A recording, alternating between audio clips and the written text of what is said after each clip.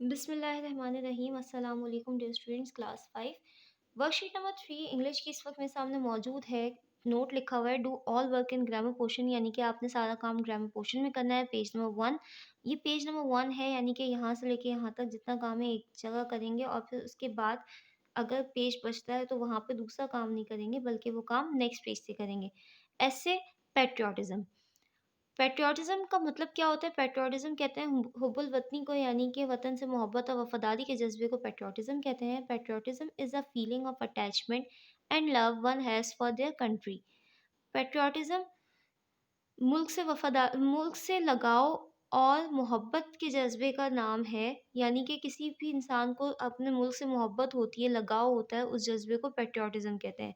Patriotism means keeping the countries interest before thinking about own self. Countries interest मतलब country का मुफ़ाद, यानी कि मुल्क का मुफ़ाद, फ़ायदा। पैट्रियोटिज़्म का मतलब होता है, मीनिंग होती है, मतलब मायने होते हैं कि आप कंट्री के मुफ़ाद को, यानी कि मुल्क के मुफ़ाद को अपनी ज़ात के मुफ़ाद से पहले रखें और उसके बारे में पहले सोचें। Moreover it helps in building the nation stronger. Nation किसी भी कौम को कहते हैं। कौम एक मुल्क में एक जगह रहने वाले बहुत सारे लोग, सारे लोगों को एक नेशन कहते हैं। कह रहे हैं कि इसके अलावा पैट्रियोटिज़्म जो है वो नेशन को, यानी कि कौम को मज़बूत तर बनाने में मदद देता है। Usually we refer to our country as our motherland. आमतौर पर हम अपने मुल्क को मदरलैंड कहते हैं, यानी कि आबाई ज़मीन, वो जगह जहाँ पे आप रहते हों, आप पैदा हुए हों, आपके वालिदैन, आपके आबा व अजदाद रहे हों। This further proves that we have same love for our country as we have for our mother. कह रहे हैं कि इसके अलावा ये भी प्रूव करता है, साबित करता है कि हमारे मुल्क से भी हमें वैसी ही मोहब्बत होती है जैसी हमें हमारी माँ से हो। After all our country is no less than a mother. आखिर हमारा मुल्क भी किसी माँ से कम नहीं होता। It nurtures us and helps us grow. ये हमें परवरिश कर हमारी हमें जो है खुराक अता करता है और हमें हमें ग़िज़ा देता है और हमें जो है आगे बढ़ने में मदद करता है। इस पूरे पैराग्राफ में हम ये कह रहे हैं कि जो है पैट्रियोटिज़्म मुल्क से मोहब्बत और लगाव के जज़्बे का नाम है। उसके अलावा जो है हम मुल्क के मुफ़ाद के बारे में अपने मुफ़ाद से पहले सोचें, इस चीज़ का भी ताल्लुक पैट्रियोटिज़्म से होता है। इसके अलावा अपने हम अपने मुल्क को मदरलैंड कहते हैं और मदरलैंड जो वर्ड है, इससे पता चलता है कि हमें अपने मुल्क से भी वैसी ही मोहब्बत होती है जैसी हमें हमारी माँ से होती है। यानी कि हमें वालिदैन से मोहब्बत तो एक फ़ितरी चीज़ है ना, इसी तरह हमें अपने मुल्क से भी फ़ितरी तौर पे मोहब्बत होती है। In addition it also enhances the life quality of citizen. Citizens मतलब शहरी, एक शहर में रहने वाले लोग, और एनहांस का मतलब है इजाफा करना या बढ़ाना। तो इसके अलावा पैट्रियोटिज्म जो है वो शहरियों के मुल्क के लोगों के लाइफ स्टाइल को, लाइफ क्वालिटी को इन्हेंस करता है, बढ़ाता है, अच्छा बनाता है। It does that by making people work for the collective interest.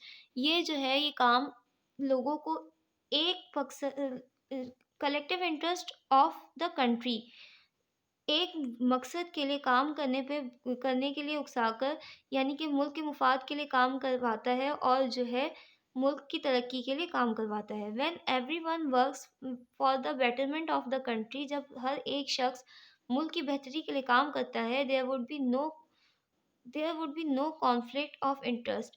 Conflict of interest मतलब तसादुम मुफ़ाद, यानी कि मुफ़ाद का तसादुम या झगड़ा, लड़ाई।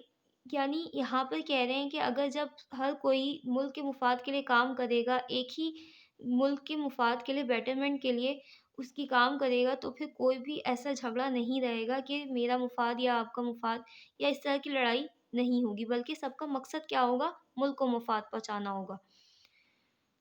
Thus a happier environment will prevail. तो इस तरह जो है एक हैप्पियर एनवायरनमेंट, यानी कि खुशगवार माहौल परवान चढ़ेगा। प्रिवेल मतलब परवान चढ़ना।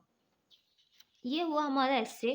फिर उसके बाद we will come to the next page, and next page के ऊपर पेज नंबर 2 लिखा हुआ है, यानी कि ये काम आपने नेक्स्ट पेज पे करना है। Write a letter to your father to tell him about your result. Here is the question of letter which says that अपने फ़ादर को एक लेटर लिखें, ख़त लिखें जिसमें आप अपने एनुअल रिज़ल्ट के बारे में उनको बताएँ।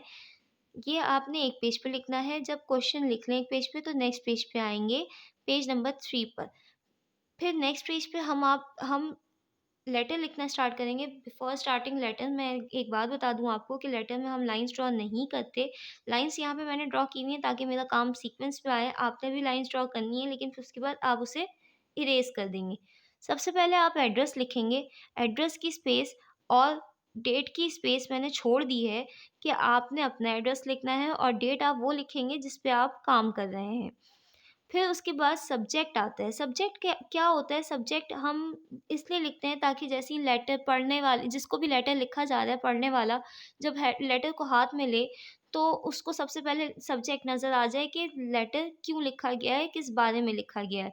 तो यहाँ पे सब्जेक्ट हमारा है telling about my progress in annual result कि मैं ये लेटर क्यों लिख रहा हूँ? अपने एनुअल रिज़ल्ट की प्रोग्रेस बताने के लिए, कारकर्दगी बताने के लिए। लेटर में सारा काम इस सीक्वेंस से करेंगे, आगे-पीछे नहीं करेंगे। माय डियर फादर, मेरे प्यारे वालिद साहब, I hope you are doing well by the grace of almighty Allah. मुझे उम्मीद है कि आप बहुत अच्छे होंगे अल्लाह ताला के करम से। I am also fine by almighty's grace. मैं भी अल्लाह के करम से, ऊपर वाले के करम से बिल्कुल ठीक हूँ।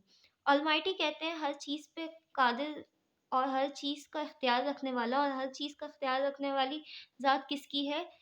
अल्लाह ताला की। तो यहाँ अल्लाह ताला का ज़िक्र करके हम बता रहे हैं कि अल्लाह ताला के करम से मैं बिल्कुल ठीक हूँ और अल्लाह के करम से आप भी ठीक ही होंगे, उम्मीद है मुझे। फिर moving forward, yesterday I receive your letter asking about my result of class 4। कल मैंने एक ख़त मौसूल किया जिसके अंदर आप मुझसे मेरी क्लास 4 के रिज़ल्ट के बारे में पूछ रहे थे। यू विल बी ग्लेड, आपको खुशी होगी टू नो दैट, ये जानकर I have got third position, मैंने थर्ड पोज़ीशन हासिल की है, तीसरी पोज़ीशन हासिल की है। एंड माय मार्क्स आर 90% और मैंने 90% नंबर हासिल किए हैं। I got less marks in mathematics, मेरे मैथमेटिक्स में मैथ्स में कम नंबर आए हैं। So I have decided to focus on mathematics, तो मैंने मैथमेटिक्स के ऊपर तवज्जो देने का फ़ैसला किया है। I practice daily for 3 to 4 hours, मैं रोज़ाना 3 से 4 घंटे प्रैक्टिस करता हूँ। So I could get better marks next time, ताकि मैं अगली दफ़ा बेहतर नंबर हासिल कर सकूँ। For this I will leave no stone unturned, इसके लिए मैं कोई कसर नहीं छोड़ूँगा। लीव नो स्टोन अनटर्न्ड का मतलब होता है, ये एक फ्रेज़ल वर्ब कह सकते हैं हम इसे, या फिर हम इसे प्रोवर्ब भी कह सकते हैं।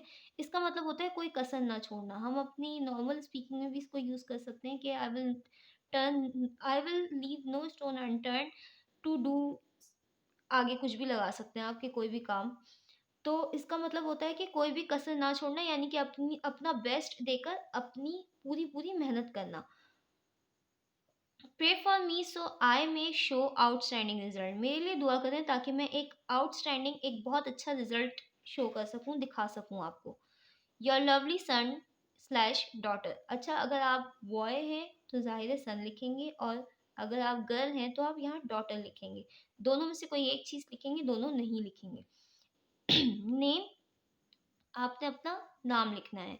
उम्मीद है ये एप्लीकेशन आपकी समझ आ गई होगी, और जैसे मैंने इंस्ट्रक्शंस दी हैं आपने वैसे ही काम करना है। लास्ट में आप लोगों को डायरी दी गई है। डायरी में कह रहे हैं कि लर्न एसे पैट्रियोटिज़्म। पैट्रियोटिज़्म का जो एसे यहाँ पर दिया गया था वो आपने याद करना है। इसी के साथ वीडियो ख़त्म करते हैं। अल्लाह हाफ़िज़।